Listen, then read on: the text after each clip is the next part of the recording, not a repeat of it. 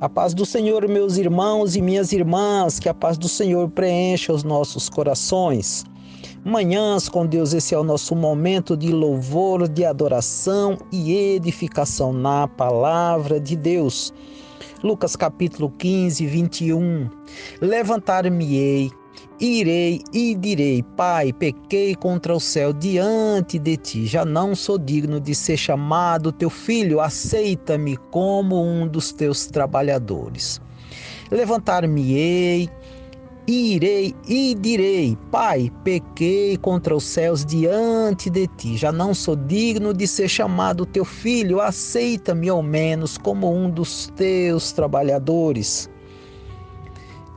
O verdadeiro arrependimento, o verdadeiro motivo de humildade, o verdadeiro arrependimento que traz transformação, que traz mudança, sem se importar com o que vão pensar o que vão falar a seu respeito, aquele que se arrepende, que se humilha e volta para a casa do Pai, sabendo que na casa do Pai há perdão, há libertação, o abraço verdadeiro daquele quem ama de verdade. Querido Deus, amado Pai, estamos aqui mais uma vez para ser edificados na Tua Palavra. E queremos juntamente com todos os nossos irmãos e irmãs, todos aqueles que compartilham conosco, colocar diante de Ti, Senhor, a nossa vida. E se há alguma coisa, ó Deus, que precisamos nos arrepender, que o Senhor nos mostre, que o Senhor nos ajude. Também queremos, Senhor, aprender na Tua Palavra a Te servir melhor, a Te seguir melhor, a ser humildes, a ser servos, que nós possamos saber e reconhecer o Teu grande amor para as nossas vidas, que nós possamos, ó Deus, saber que o Teu abraço, que o Teu perdão é eterno e está sempre disposto a nos abraçar, a nos perdoar. Assim como o pai que esperava o seu filho todos os dias até o abraçá-lo, nós sabemos que o Senhor também nos ama deste modo. Queremos então nesta manhã colocar diante de Ti, ó Deus, os nossos desejos, a nossa vida, que o Senhor possa nos ensinar, nos mostrar o verdadeiro caminho, mostrar por onde precisamos andar. Abraçados, ó Deus, uns aos outros com humildade e no verdadeiro arrependimento. Agradecemos essas bênçãos, pedimos perdão, agradecidos pelo nome santo de Jesus. Amém e amém, Senhor.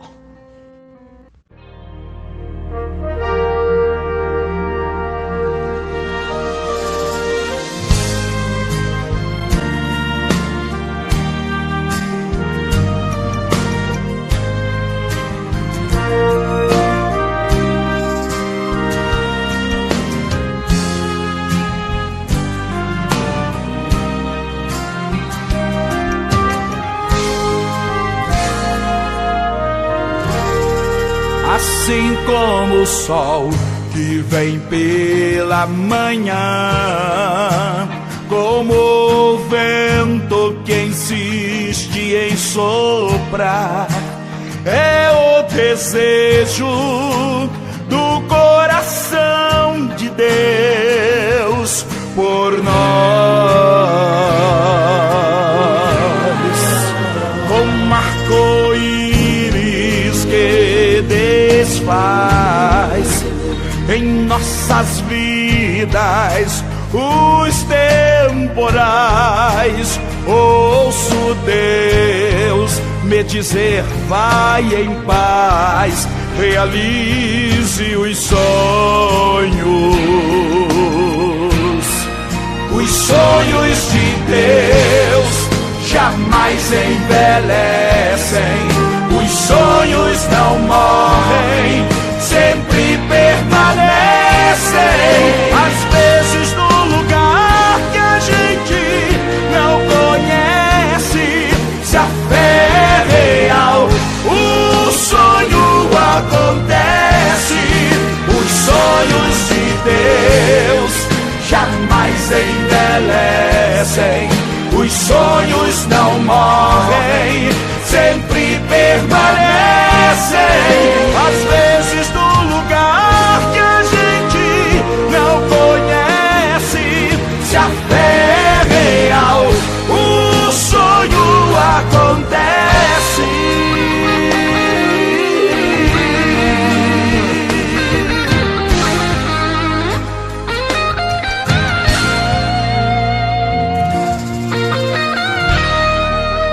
Como o filho que abraça o pai, em meu quarto eu oro e adoro, ó Deus. Ele é fiel como a chuva que cai, sempre traz novidades. Posso correr sem se cansar e brincar com a chuva que cai. Agora é só mergulhar no rio, encontrar meu tesouro.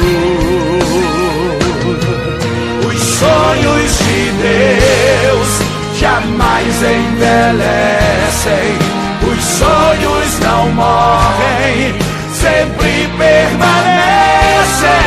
Às vezes no lugar que a gente não conhece, se a fé é real, o sonho acontece. Os sonhos de Deus jamais envelhecem, os sonhos não morrem, sempre permanecem. Às vezes no lugar que a gente não conhece, se a fé é real, o sonho acontece. Os sonhos de Deus jamais envelhecem, os sonhos não morrem, sempre permanecem. Às vezes no lugar que a gente não conhece, se a fé é real, o sonho acontece. Acontece.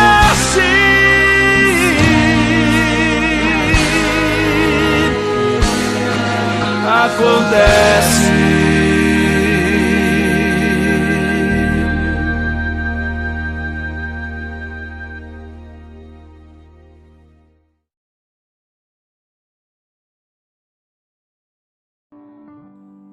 Meus amados, graça e paz, que nesse dia seja sobre nós a graça maravilhosa do nosso Senhor e Salvador Jesus Cristo. Eu quero, para nossa reflexão, ler na carta aos Hebreus, no capítulo 12, dos versos 4 a 13, que diz assim: Ora, na vossa luta contra o pecado ainda não tendes resistido até o sangue, e estáis esquecidos da exortação que, como a filhos, discorre convosco. Filho meu, não menosprezes a correção que vem do Senhor, nem desmaies quando por ele és reprovado. Porque o Senhor corrige a quem ama e açoita o filho a quem recebe. É para a disciplina que perseverais. Deus vos trata como filhos, pois que filho há que o pai não corrige? Mas se estáis sem a correção de que todos se têm tornado participantes, logo sois bastardos e não filhos. Além disso, tínhamos nossos pais segundo a carne, que nos corrigiam e nós respeitávamos, não havendo de estar em muito maior submissão ao Pai Celestial, e então viveremos? Pois eles nos corrigiam por pouco tempo, segundo melhor lhe parecia. Deus, porém, nos disciplina para aproveitamento, a fim de sermos participantes da sua santidade. Toda disciplina com efeito no momento não parece ser motivo de alegria, mas de tristeza. Ao depois, entretanto, produz fruto pacífico aos que têm sido por ela exercitados, fruto de justiça. Por isso restabeleceis as mãos descaídas e os joelhos trôpegos, e fazei caminhos retos para os pés, para que não se extravie o que é manco, antes seja curado. Obrigado, Pai, por essa porção da Tua palavra que lemos e ouvimos. Queremos aprender de Ti, Pai. Fala conosco, nos ensina, nos oriente. Aclara as nossas mentes através da ação do Teu Espírito Santo. Nós oramos assim, em nome do Senhor Jesus. Amém. Amados irmãos, eu quero meditar com vocês, com base nesse texto, sobre o tema o valor fundamental da disciplina.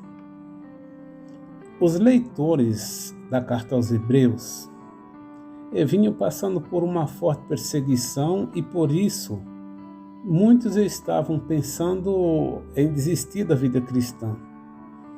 Aí o escritor da carta, que pode ter sido um dos apóstolos, não sabemos quem foi que escreveu, porque não é citado o nome de quem escreveu. Mas ele, percebendo o que estava acontecendo, escreveu essa carta e justamente nesse capítulo 12, a partir dos versos 4, ele traz uma grande exortação para aqueles irmãos. O escritor da carta afirma, queridos, que realmente eles tinham uma certa razão de estarem assustados, com medo, pensando desistir diante de certas situações muito fortes, perseguições muito cruéis. Contudo, ele apresenta a eles o sofrimento de Jesus e de outros que também enfrentaram sofrimento mais intensos, mas eles resistiram, tendo o sofrimento como um aprendizado e não como um castigo da parte de Deus, e assim como um treinamento essencial à vida cristã. Olha o que diz o capítulo 11 dessa mesma carta, dos versos 36 a 38. Ele vai dizer assim: outros, por sua vez, passaram pela prova de escárnios e açoites, sim, até de algumas prisões.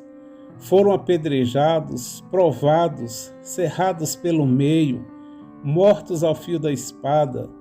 Andaram peregrinos vestidos de peles de ovelhas e de cabras, necessitados, afligidos, maltratados, homens dos quais o mundo não era digno, errantes pelos desertos, pelos montes, pelas covas, pelos antros da terra. Então ele traz esse versículo aqui, trazendo o testemunho desses irmãos que sofreram cruelmente. Nos versos 5 e 6 do capítulo 12, mostra que o escritor recorre também ao texto de Provérbios 3, versos 11 e 12, quando ele diz o seguinte: filho meu, não rejeites a disciplina do Senhor, nem enfades da sua repreensão, porque o Senhor repreende a quem ama, assim como o pai ao filho a quem quer bem. Portanto, ele traz esses testemunhos, essas referências para fortalecer o raciocínio dele com relação aos sofrimentos.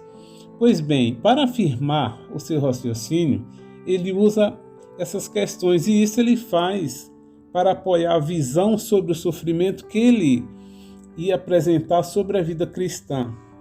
O plano de Deus, no sentido de guiar os seus filhos para uma glória significativa, havia de ter um aperfeiçoamento via sofrimento. Porque a vida cristã, meus queridos, não é vida fácil, como muitos ensinadores, líderes de denominações ensinam e pregam. Eles dizem assim: você quer deixar de sofrer? Quer fugir de perseguições? Quer ter prosperidade na vida financeira? Venha para a nossa igreja.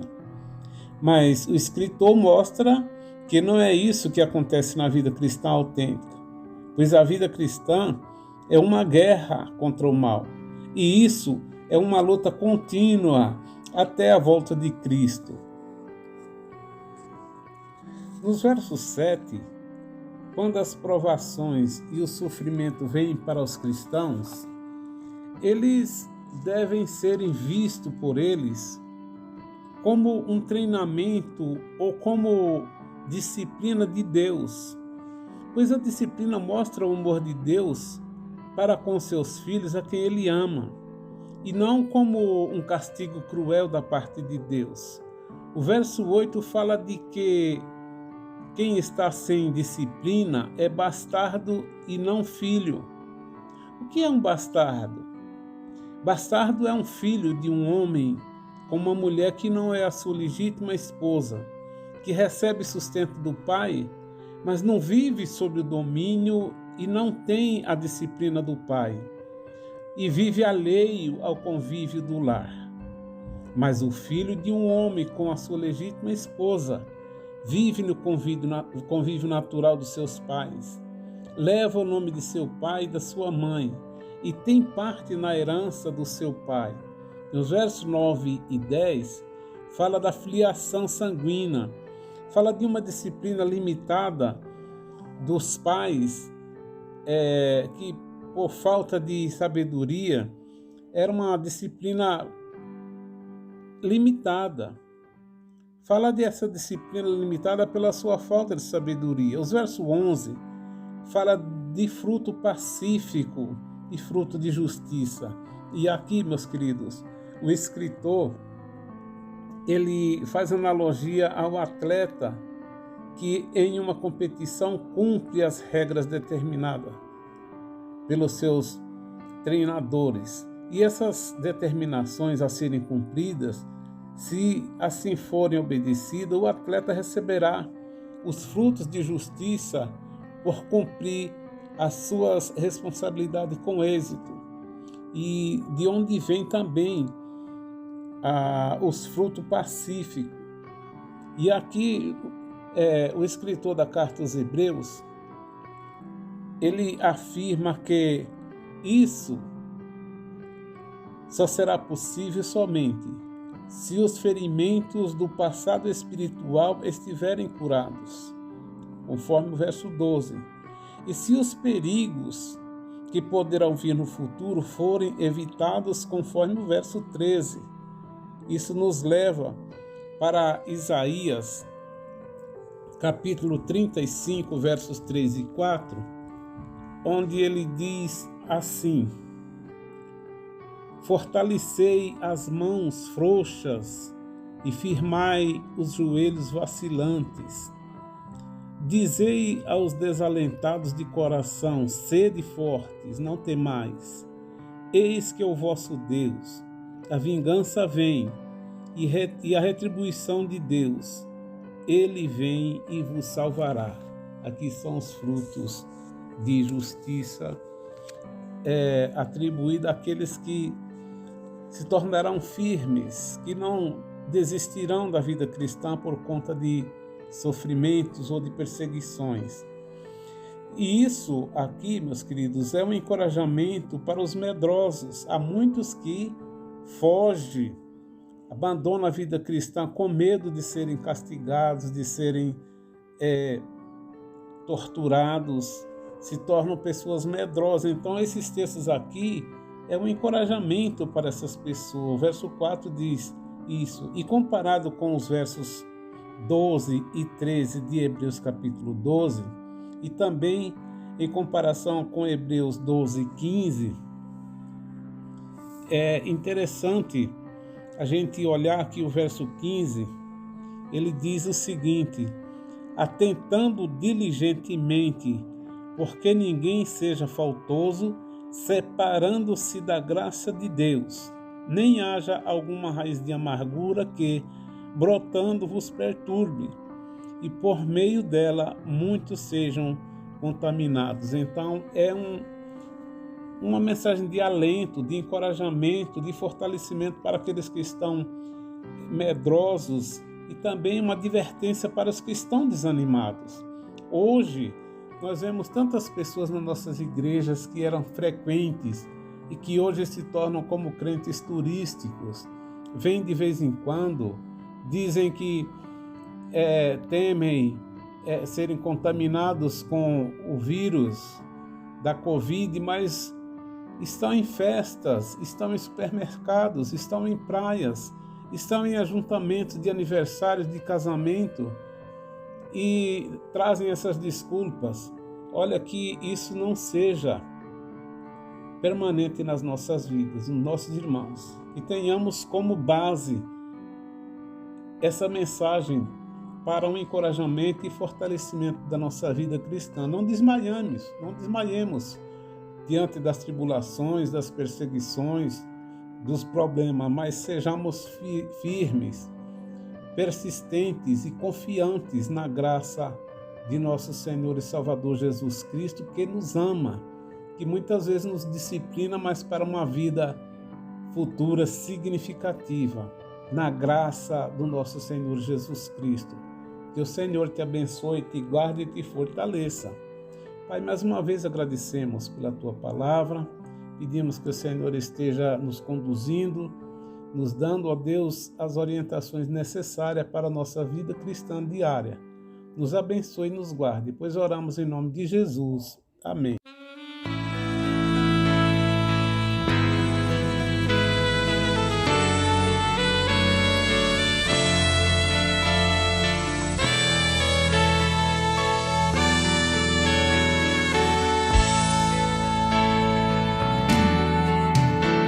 Aquele que tem os meus mandamentos e os guarda, esse é o que me ama. Aquele que tem os meus mandamentos e os guarda, esse é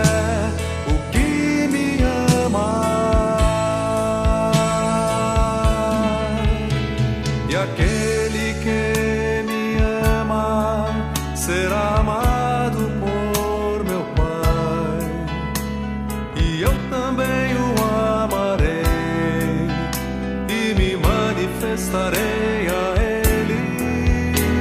Aquele que tem os meus mandamentos e os guarda, esse é